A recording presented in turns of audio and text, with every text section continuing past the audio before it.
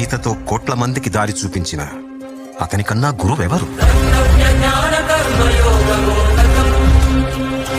రక్షణ కోసం సముద్రం మధ్యలో ద్వారకా నగరాన్ని కట్టిన అతనికన్నా గొప్ప ఆర్కిటెక్ట్ ఎవరు? చూపుతోనే మనసులోని మాట చెప్పే అతనికన్నా గొప్ప సైకాలజిస్ట్ ఎవరు? వేణుగానంతోనే గోవుల్ని గోపికల్ని కట్టిపడేసే అతన్ని మించిన మ్యూజిషియన్ ఎవరు? నిత్యారోగ్యంతో ఉండే సూచనలు చెప్పిన అతనికి మించిన డాక్టర్ ఎవరు? ధర్మం కోసం యుద్ధం చేయమని చెప్పిన అతని మించిన వీరుడెవరు? కరువు కష్టం తెలియకుండా చూసుకున్న అతన్ని మించిన రాజెవరు? హోమయాగాలతో వర్షం తెప్పించిన అతనికన్నా ప్రకృతిని అర్థం చేసుకున్న క్లైమటాలజిస్ట్ ఎవరు?